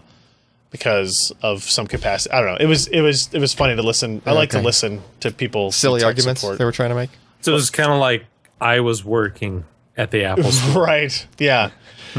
Yes. Yeah. I did, and Ken or Alan mentioned the crying women thing. I did have, like, I came in with my iPhone. I said, hey, look, I broke the screen. I want to pay to replace this because I'm an idiot. But the battery sucks too. I want to get my battery replaced. And they're like, no, sorry, man, can't do it. Whereas the woman who sat down right next to me, who, like, said she bought this phone brand new from Verizon, but the guy said, no, it's definitely not brand new. And like, she started to cry a little bit. And she was like, okay, I'll just replace it with a brand new phone. And I was like, what? Yeah. That's like a $600. And you get a new phone. Yeah. I wanted an $80 battery. You should have brought the kid. I should have brought the kid. You're right. An Or my $80 wife. battery. Do you know how much the battery actually is? I don't know. They're like $10. Yeah, but it's a service. Like $80 to replace the battery. Yeah. Whatever. And Did you get $129 to replace the screen. Did you get the battery? No, I didn't. Okay. No, he didn't. New Good. phone coming out in a week. Well, I mean, you got a screen. Yeah, but the screen will affect you If I'm going to sell it or give it to somebody, Yeah. it was destroyed. Sony announced a new PlayStation 4 and PlayStation 4 Pro. The PlayStation 4, the new PlayStation 4 is like a slim Yeah. PlayStation 4. It's $299 now. Available September 15th. Yep. So the day before the iPhones. And then the Pro is a product designed to piss off the people that have just bought a PlayStation recently. I guess. Yeah, but Sony acknowledged this was coming in they like did. May. That they were going to call it the Pro? No, They announced that a new, faster PlayStation 4 was coming. I get it, but now you're calling it the Pro. Like everybody else, oh, that guy, you're playing against some other guy. He's on a PlayStation Amateur. That's why I beat him. Like, what? I mean, seriously. Now we know why Alan got the iPad Pro. Now everything is answered. Yeah, everybody else is just on an Amateur. It looks stupid. Yep. Yeah. It's like, who was it? I don't know if it was somebody in our chat or somebody in the comments called it the triple layer cake. Yeah, It kind of looks like it could be from Blade Runner. Yeah. It's just like, I don't, like, this And they was were your new going for- PS4. They were going for kind of a They basically modern-y- took the original PS4, added another layer on top of it, and said, now it's another, what do we call it? So, like- a long rectangle. So like the PS2, the No. PS2 had that accent to it, except they were just thinner ridges to the outside Yes. of it. So Yeah, it's yeah. like they just low res Yeah. those ridges or So something. we've talked about this product before. This is what used to be called Neo. It is a unspecified speed bump on the CPU. It's a new GPU rated at 4.2 teraflops, which is interesting because that's 2x what we just saw the GTX 1050 rated at. Yeah. But it is 30% slower than what Microsoft announced as its Project Scorpio, which is something that's coming out, when did they say, summer 2017 or something like that? Yeah, you got a while to wait for that. Yeah. There'll be a PS6 out by then. So it does. This is interesting to me. I read about. So it supports 4K resolutions, but it does not include a 4K Blu-ray player. Nope. Which is what everybody expected this to be, because remember when the PS3 came out, it was like the Blu-ray player. Yeah. That saturated the market. Yep. It was the cheapest, Yep. and it was the best for a long time. It was the best Blu-ray player. Hey, guess what? What's that? The Xbox One S does. It does have. It does 4K. Wait, It does 4K Blu-rays. the Xbox One S that I have over there. Xbox One S 4K Blu-ray. Yeah. The thing that's been sitting over there for Blu-ray, a standard that Sony helped invent. yeah. And this doesn't do it. No. That's crazy. Interesting thing they're doing is they said they will release an update to enable HDR on the original PS4. Yeah. So 422, Probably. 420, It doesn't need 4K 30. Oh no, HDR. HDR. Oh, okay. Yeah, Okay. it's just different color space. Yeah. Yeah, but like that's kind of interesting because it's an HDMI 1.4 display controller that they are updating to HDMI 2.0A and HACP 2.2 somehow. I mean, Well, it's fixed Does- hardware. That does could, it- like, wait. It's probably doable. Does it You just need have to put a lot- 2.0A to output HDR color space? Absolutely. Oh. For a TV to connect on HDR color space. you wonder if they overbuilt the HDMI interface and controller, and now they can just change the firmware. I mean, they probably just got one off the shelf from AMD, right? Nah, not Sony. Like one that AMD uses. I guess. It's know. probably the type of thing where it's possible to upgrade these devices, but it just requires a lot of firmware development. And Yeah. Sony has those people, and they've sold enough PS4s, and they want to make it a goodwill thing and sell some TVs. They can do it. They don't want to make it a goodwill thing. They want to sell some TVs. They want to sell TVs, yeah. But yeah, sure. So that's the PlayStation 4 Pro is what they're calling it. It will be available November 10th for $399. So a reasonable price increase, or a reasonable price point. Which is that where the PS4 launched at $399? I think so. I think so. So it's nice to see it's a 2.3x GPU perf difference between the PS4 and the PS4 Pro. All the games will be cross-compatible. There are no exclusive PS4 Pro games. You'll just get higher frame They rates. said, yeah, you would get smooth. I would assume more consistent frame rates. Oh, yeah. Right. I'm sure they still peak at 60 or whatever. Most of their games are just trying to go. They talked 60. about things like sharper images in the VR and PlayStation VR when it launches this winter. They should sharper images or higher frame rates, which is interesting. Yeah, I imagine the game developer will get to decide. Yeah, or maybe. But why would you let your VR headset It might be doing not 40. always be? It might be doing 45 instead of 90, but still 90 for the for the refresh. warping, for the late warp. Yeah. I don't know. It's interesting to see. I think this is cool. Like, I want to see it. Also, in terms of the 4K stuff, don't expect there to be 4K rendered games. There will be some, I'm sure. Yeah. They'd have to be very primitive. But they'd have to be pretty primitive. Based on, like, the fact that we have these massive GPUs in the PC and still doing 4K at 30 is tough. It's tough to do with reasonable image quality. I forget the way he put it. Like, they're using the same textures and targeting a 4K render instead. Like, they're not like they're using the same scene and sort of just rendering it at 4K instead of adding detail. Yeah, if the textures were already a higher resolution, they were being like rendered at that already and then downscaled. Yeah, whereas with most PC games, when you go to 4K, you'll bump up the textures, like you bump up the quality. Yeah, you're usually using more memory and all that type of stuff. So they can get away with it a little more. It seems like. Huh. Any thoughts on the PS4 Pro guys? I know we've talked about the Neo stuff for a while. There's really nothing new here, but it'll be interesting to find out more about the SoC they use. Obviously, it's probably going to be 14 or 16, most likely 16 nanometer. And they've increased the stream processing of the graphics portion, so it's a bigger chip in terms of transistor count, but may actually be smaller in die size. Yeah, I assume this is a 14 nanometer part, right? I think it's TSMC 16. Oh, okay. That's what the Xbox was. Okay, yeah, they're probably both made at the same spot then. And I saw a note from like PlayStation sent out a tweet that said it was using some of Polaris Tech and Beyond, which was interesting. Huh. Okay. If I were to hazard a guess, the Beyond is something like a display controller or a video processor, not like some architectural thing that is next graphics core next. Yeah. Yeah, the PlayStation tweet reads, GPU based on elements of AMD's Polaris tech and some beyond. Hashtag PS4 Pro. Huh. So some tech is beyond AMD and just sourced from somewhere else. Right. It's just into the ether. Yeah, as it's just well. other people, other companies and stuff. Aliens. Yes. The Qualcomm, speaking of PSVR and other things, Qualcomm is joining in the VR fund as well, announcing the VR 820, a reference platform for a self-contained, freestanding, wireless, VR headset. As the name would imply, it uses the Snapdragon 820 processor for it. This is what it looks like here. This is what it looks like on the backside. And they're basically building this as a reference design for OEMs and people who might want to produce and sell their own VR headsets. Now it's using what I said, Snapdragon 820 is the SoC in here. They have pretty impressive collections of data, right? That they'd have the 6 degrees of freedom, left, right, up, down, forward, backward, pitch, yaw, roll, etc. They have the front-facing cameras, 2 front-facing cameras for augmented reality applications. They have integrated eye tracking, internal eye tracking in the unit as well for foveated rendering techniques and other type stuff that you'll be able to do.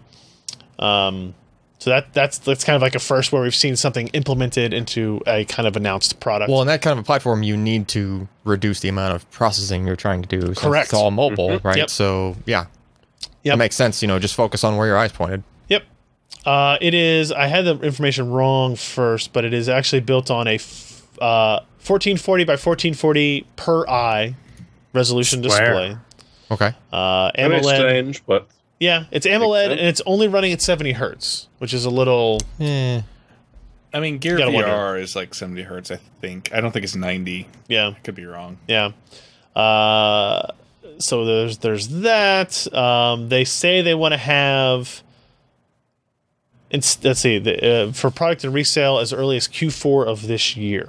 So there's a chance you see something based on this platform by the holiday. And this is clearly kind of a response to the Gear VR, but instead of slapping in a phone to a plastic housing that has some additional sensors in it and that type of stuff, they basically have built the whole thing for that. And there's positives and negatives to that, right? Like, you're kind of fixed into your hardware. Yep. But in reality, the Gear VR, you're fixed into your hardware anyway, because they kind of have been changing the headset a little bit each time. Yeah. They do claim that they have an 18 millisecond motion to photon latency with the AMOLED screen and the 70 hertz refresh rate and all that type of stuff built into it, which comes in under the 20 millisecond kind of Oculus kind of. They talked about it in their development process. Everything has to be under 20 milliseconds. So they Qualcomm claims that they're beating that as well. Just under. Yeah, just under it. And, we saw Intel's Project Alloy at IDF a few weeks ago, right, which is another freestanding thing that's kind of competing directly against this. I'm very curious about these products. I'm attached to the HTC Vive and to some degree the Oculus Rift, but they're all tethered to this super high performance components. Yeah. And these are not. You'd have right? to see, this is essentially a slightly souped up smartphone. You just have to see what it can do is really the only way to judge it. And the content's gonna be created differently and all that type of stuff. But the idea of being untethered is awesome. Like, that's what you want. Yeah. Ideally. And these have front-facing cameras. You could imagine them doing the same thing that Intel is doing in terms of like hand tracking, and then the eye tracking stuff. So when I'm wandering around my backyard, can it help me avoid the dog poop that's back there? It should, yeah. I mean, it should be able to use those front-facing cameras. Applications of AR. Maybe using, maybe they can implement an infrared camera to look for warm poop. I just want like a nice, awesome HUD that shows up and like puts little triangles around all the poop. Don't step here. No, I would definitely appreciate landmines. Yeah, landmines. It's a new game. It's like you're playing Rainbow Six on AR in your backyard. It's just dog poop instead I'm playing of Minesweeper in my backyard. Oh. All right, one last thing. IBM prepares Power 9 CPUs for servers and supercomputers. Hey, do you guys know IBM makes processors? It's going to change everything. Yeah. Josh, do you know anything about this project? Well, it's the next generation of Power 9. It's based on some of the latest process technology. It's not ARM. It's not Spark. It's not x86. It's Power. Are they still doing like data transfers without a clock? Is that the whole like asynchronous? Are they still all about that? That's what it was way back in the day when it was in Macs and stuff. Yeah, I couldn't tell you. I don't know either. Yeah, is that all your data transfers within the system were all like, as soon as the data gets there, there's like a sync. I was gonna say, how the hell does it know when stuff is moved? There's a sync signal that transitions from low to high or whatever. If it's active low, it could be the opposite, whatever, right? But the idea is that you're not waiting on a clock. Like if the data got there quicker, then it's there quicker. Like it takes as long as it takes. Apparently, the high level improvements here are a 5-cycle shorter pipeline versus Power 8, single instruction random number generator, hardware assisted garbage collection for interpreted languages, aka crappy Java. Garbage Java. New interrupt architecture, 128-bit quad precision floating point and decimal mass support, NVLink support, and hardware accelerators for encryption and compression. It's got like 120 megs of EDRAM, I think. Oh, yeah. These chips are huge. Yeah. Huge. Oh, and they're gorgeous too. Huge. Like the size of that big baby. Like the size of dinner plates, Josh, maybe? Not quite that big, but they're still like 600 millimeters square. Yeah. Yeah. Huh. NVLink 2.0 to connect NVIDIA GPUs, FPGAs, ASICs, other accelerators. Yep. I like looking at die shots. See, that's how we should have a rug made of that. That's Exactly. a pretty cool. It's the Yeah. And put that over transistor rug. It's like even a repeating pattern, like you might see on a rug. Yeah, Like, I think it's pretty cool. it wouldn't surprise me if I saw this at a Lowe's or a I'd buy IKEA. that rug. I'd buy that rug right now. I would like to buy that rug. If you plug it in, it'll actually do some of your work. If anybody knows where I can get a custom Why is this rug made so hot? Oh, sorry, we're that is- overclocking that it. is We stitched, removed the heat spreader. stitched to the exact duplication Don't move of the table. Power 9 SO die. Don't move the table. It's removing heat from the hot spots. Your table's upside down. No, it's not. It's just it's a heat spreader. All right, so that's the Power 9. If you're interested in that, Tim actually did a really good job on the write-up, so I'd encourage you to go check that out as well. So I guess without further ado, we'll get into our hardware, software picks of the week, and I guess I totally ruined mine. I went and had my iPhone screen repaired Yes, you did. because I dropped it on Deja vu. Monday while I was in Virginia. I dropped it It was in a case. Impeccable time. in a case. It was in a case. in a case, not like a life-proof case. Clearly not a life-proof case. It's actually a Tesla leather case. Yeah. But it hit on a corner, and Probably hit on it spidered the whole just thing. hard enough that it probably pushed the case. It pushed back. the corner of the case back on you, like probably as it But hit I the just ground. was thinking, I was hoping that would slow it down enough. Clearly, it didn't. Well, you know. So they offer screen replacements at the Apple Store for $129. With no Apple Care or $129. anything, you just Yeah, no, $129. yeah, None no, of that. no Apple Care, none of that. because if you do have Apple Care, it's like it's less it's supposedly. $30 That's the $100. first two times. You have Apple Care Plus. Oh, Yeah. Yeah. The $129 Apple Care, I upgrade. think it's about 100. oh, Apple Care Yeah. Plus, it's $30 for the first two, and then it's $100. Yeah, $30 for the first two, and then you got to pay full price. they after. Because reduce they it to know their 25. target market. Yeah. Supposedly. Their target market has cracked screens. Ken, you were saying something about where they had like a automated system for I thought this? That's it for was the- like automated. that's for the laminated ones. That's for the ones where they would have to like the digitizer in the screen or something was Yeah. not 'Cause that this- generation. This was a 90-minute process. Yeah, that's probably I dropped not off my an phone. automated He said, machine "Come then." back in an hour and a half." And I was like, "What am I going to do for an hour and a half without my phone?" Luckily, I then- had my iPad. In a And then you public knew, place. and then you knew that your phone was done before it was done. Yeah, actually, that was interesting. So first off, let me just say, like, $129 is a lot of money for that. I know I could have done it myself cheaper, Yeah. but it's nice to just No, you're getting genuine parts. He just wanted it's to like go to a genuine part place and like a and place where they Yeah. do it and just finish Just it. fix my thing. Just do the thing. warranty it. yeah. Yeah. But I was sitting there, interestingly enough, I was kind of, I go over every 20 minutes, hey, is my phone done? No. Hey, is my phone done? Hey, is my phone done? And I was sitting there and I was typing on the iPad. I think I was chatting in our Slack group. And all of a sudden, it took like 3 or 4 notifications for me to even realize what was happening, right? Like I get a notification on my watch about some message that one of the guys was sending me in WhatsApp, and I go, yeah, that's good. And I go back to typing. and I go, While still and I waiting on your "Oh, phone." Yeah. And all of a sudden I'd be like, wait a minute. This means my phone's on and I'm getting notifications on my watch. Oh, and I went over to the guy. He's like, I think my phone's done. He's like, well, let me check. He's like, no, I'm pretty sure it's done. I'm getting notifications on my watch. They turned the phone back on.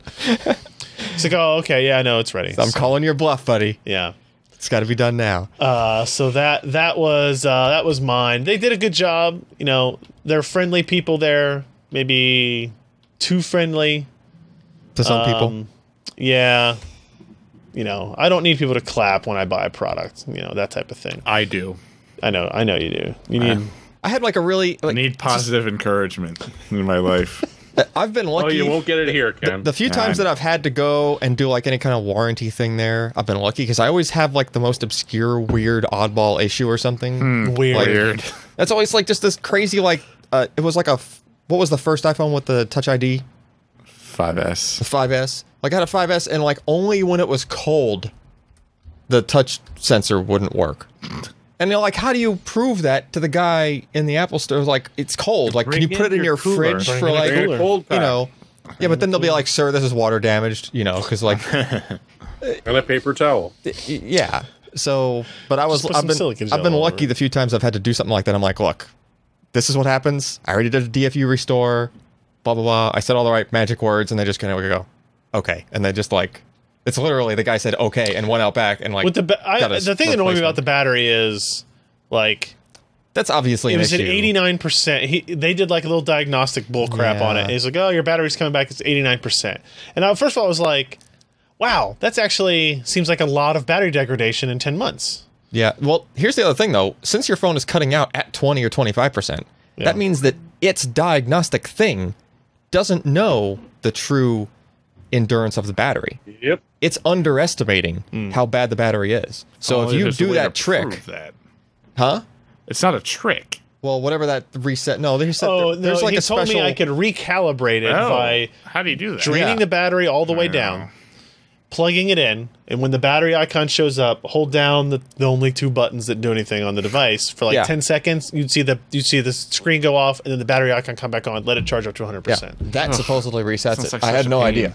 He says it's what it is, but so the thing is that like in theory you would have to do that, then let it charge up all the way and actually like use it a little bit, and then it should only then can the phone know. Well, no, like then probably you wouldn't have the issue where it would cut out at 20% anymore. Right. But at the same time, now it would know that you were down to like 80% or whatever. See what I mean? Yeah. Like that number is the thing that's to me, because and he said we only warranty it if it's within if the battery is below 80%. Yeah. And that was when he told me it kind of depends on what you have on your phone, and I was like, yeah, no, it doesn't. Like it depends on how you use your phone. Probably if you drain it 3 times a day, and you charge it up 3 times a day, that's fine. And isn't there a way for me to see how many cycles the battery has? I think there are third-party apps that access that. Oh, is it? Okay. Yeah. I'll look for that while we do the rest of our I think Coconut Battery might be one. I know that's a long time one on Mac. Oh, and man, Super Mario runs for sale? No. Let me tell you, this is all notify me. Oh, okay. Is it seriously a notify? Wow, I've never seen that before. Neither have I. It's the first time they've done it. Wow. It's almost like Nintendo and Apple are getting together. That's just an endless runner though? It's not endless. It has an end. It has an end? Yeah. And it's discrete levels, so it's not really an endless runner. All right, so that's mine. Jeremy, are you up next? Yep. What do you got? Oh, and I forgot to complain that CDMA is not a thing with some of the iPhone 7s either, which some of my travelers are going to love. We were trying to figure that out. We're not entirely sure. So I think don't they kind of have to have it? Some phones, antenna. Some phones have the 2 phones have different modems. Yep. Okay, well they've done that before. Yeah, but like the 6S, I don't think they did. They didn't. The 6S and 6S Plus were because all it was a unified, the same thing, which made so much sense. They're quite happy. And apparently, and I think like Pat Moore had sent a tweet about this, kind of alluding to it, that one of the iPhones uses an Intel modem. Maybe? Like probably. Not confirmed, if, but probably. If Pat's saying it, I believe him. That it's using an Intel modem, and so maybe that's the one that doesn't support CDMA, but the other ones support everything. So why would you just not buy the everything one? I don't know. Intel's giving it to them cheaply. It may be, yeah. And maybe there's the ones that are going to sell in like overseas markets that don't have any CDMA networks at all or something. You know, I don't know. So we'll see. All right. Anyway, go ahead. Thanks, Jeremy. Yeah. So one of the neatest things I have seen in quite a long time, which a lot of people are going to go and say that you're insane, this is just stupid as hell, is solid state disks floppy flash. This is awesome. Oh my god! It plugs in with the old floppy connector, the old ID 30 pin or 26 pin or the 34 pin. Yeah, not even the floppy connector that most people here are used to. Before that one, you can adjust your data rates because there's some that if it's faster than 125 kilobits, I don't see this as a floppy drive, and I'm not going to work. Yep. If you've got ancient infrastructure, the one key machine that can't be turned off, and I'm looking at you, most of the power plants in North America, you're desperately trying to find flash drives, floppy drives and floppy disks that still work. There's not too many people make them anymore. I think there's one guy who sells them. Like, what do they do? He wipes them and sells them. So that thing has I'm a not 32. Even joking about that. That thing has a 32 gigabyte capacity. Compact flash card that you shove in there. And as far as the system's concerned, it sees the 1.44 or whatever it is you tell it wants to see. Your phone. And it's also got the NIC port. because there are some old floppy drives that is actually how you interface it. It didn't want to talk to one that was directly in it because it needed to talk to about 4 or 5 separate machines at the same time. Interesting. Which meant that you had to have it plugged into some very arcane and old networks. What is This thing emulates it all. And it just, I looked at that and go, damn, that's impressive. Because there are some people that are going to desperately need this thing. When's the last time you've had a 3.5-inch disc that worked? This thing? For this, I used a USB one a couple of years ago. Yeah, but you brute from USB, not always a choice. Yeah. Yeah. Not a choice. I'll So complain this about thing, the battery issues in our post show. That'll be our post show discussion. Interesting, Jeremy. I never want to see floppy connectors again. Yeah. well, no, you don't have to. Thank you. Ribbon cables. You can have floppy flash. All right, Josh. Me, I talked about this earlier. I actually, 5 minutes after we started our show, I thought, what do we need in the house? Well, my kids somehow destroyed the Xbox 360. Why get another one of those? We can get an S and play 4K Blu-ray. And so, yeah, $299. It's one of the less expensive 4K Blu-rays.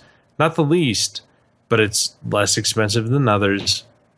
Apparently good quality. Comes with some games, and you can now play older Xbox 360 games on it now that they've expanded the compatibility there. So yeah, positive thing. 4K Blu-ray. I like it. I could use it. I like the better audio as well. He rubs it. He rubs it. Like Laserdisc audio? What? Yeah, the Laserdisc. Laserdisc audio? No. Oh, man. All right. And last but not least, maybe least, we'll see, Alan. So, remember, you might not remember. Probably not. I won't know if I remember. Until Best you way to mention it. remove odor from a space. Remove all the oxygen. Yes. Kind of. That will do it. Ozone. Use halon gas. Ozone. You oxidize all of the odor away in a space, right? So if you're trying to freshen up a bathroom or a car that's got a little moldy because it was sitting outside for too long, moisture, whatever. Is there a problem you want to tell us about? I can't breathe ozone, though. So here's the thing. It used to be prohibitively expensive to have a thing that could generate enough ozone to actually do that. Okay. Like a lightning bolt. Like Sharper Image used to make a cheesy piece of crap that would plug into your cigarette lighter and claim that it was an ozone generator, and it was just didn't do squat, right? Oh. But an actual industrial grade one that can put out enough ozone to actually affect a change was super expensive. Can we fill the hole above the Antarctic? Well, if you ran enough of them for long enough, I guess. I don't think that's how that works, Alan, because it would cause a bigger hole because the emissions. Hey, I had ionized air purifier. Yeah. Anyway, ionized air purifier was fantastic. Yeah, made my house smell fresh. Yes. Well, this thing is shockingly cheap. This thing looks like it's gonna blow up. No, it's just it's like a Geiger counter. So you can get what? Now here's it's the thing. Really old time oscilloscope. Like 8 or 9 years ago, I looked into these and they were like $500. Used in unoccupied space only. Yes. So I don't want to put this in my office. No. This is the thing where you put in a room, you close the room off for a couple of hours. Okay. And then it has a timer on it that only goes up to 120 minutes. Yeah, because O3 oxidizes all the things. Yeah. Including your tissues. Yeah, you need to make sure you can't have slight burning sensation is actually not in your mind. Yeah, yeah. So if you have leather chairs in the room and stuff, you have to remove those because it'll actually degrade leather and stuff like that. It's that much ozone, right? So it actually completely and it goes everywhere. It's just it's in the whole space, right? It's like you're fumigating. There's nothing in this description that tells me that is dangerous to my body. So are you gonna just try it? Well, no. Look, fire is oxidation. No, I will take your recommendation, but I'm just saying, if I bought a thing that said, "Hey, this is an air purifier and deodorizer," I would think I can run that. I'm going to go to bed and fire that up. Yeah. Well, it does say on the top of it, "Caution: use in unoccupied space only." Well, I'm just saying. What if I only look at the back of it? I mean, but you can use it as a step. Unoccupied to what? No pets, no insects. Well, you can leave the insects if you don't like them. I mean, they'll probably kill insects. All right. Honestly, it's that when you first walk into It's a a free room. radical, for God's sake. Maybe we It's use going to this at the oxidize office. everything. When you first walk into a room where this thing's been running for a couple hours, like it kind of hits you. Really? That's because Yeah. there's no oxygen in the room. Well, no, there's plenty of O3 No, in the there's room. plenty of oxygen. It's just Okay, It's you just the know wrong what I kind of meant. oxygen. Breathable oxygen. You go the wrong kind. Look up Actually, free there's way radicals. too much you'll oxygen. understand. free radicals? Okay. Yeah, but so that's like damn cheap for a thing to just have handy. Like, you know, They you can claim have, it covers 4,000 square feet of space. I think you'd need to run it for more than 120 minutes in a road for it to do that.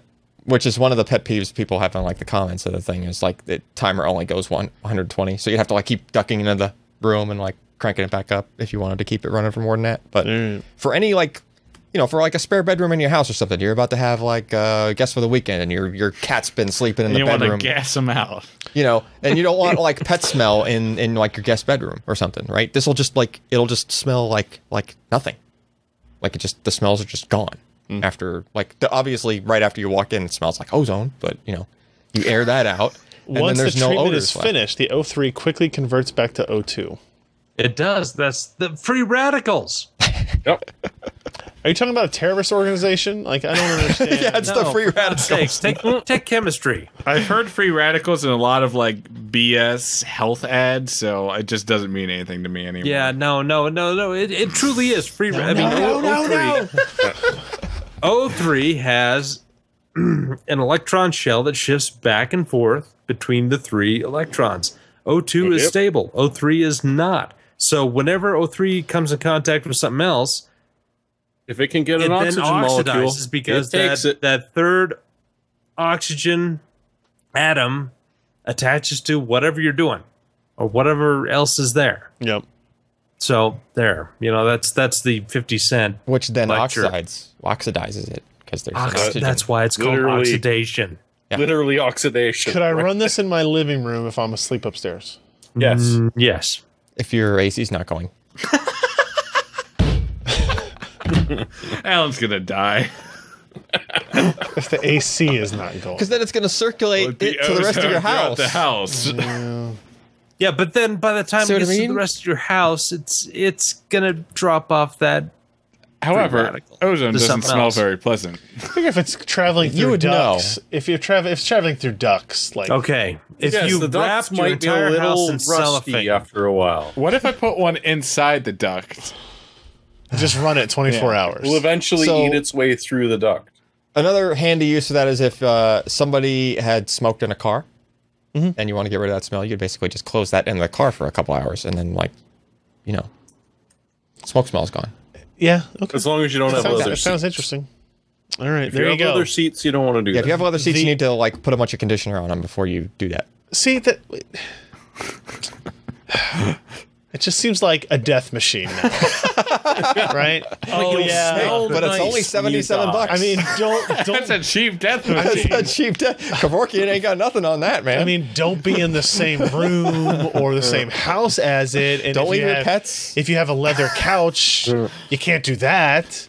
Anything that used to be alive, this is going to Alan's kill gonna again. forget where the cat is one day. He won't be able to find one of the cats. Where's and the cat? then I left the death machine right. Then I'm he's sorry. gonna find the cat. Yeah. All right, everybody. That is going to be it for the podcast this week. Again, thank you, everybody, for joining us. PCPro.com/podcast, the URL you can find all the back episodes and all the other stuff. And a reminder, if you want to help contribute to the GoFundMe for my sister-in-law, Amy, diagnosed with breast cancer, we'd really appreciate it. It is at PCPro.com/helpAmy. You can enter that and win an EVGA GTX 1080 graphics card while doing something good. So we greatly appreciate that. That is going to be it for us. We'll see you next time.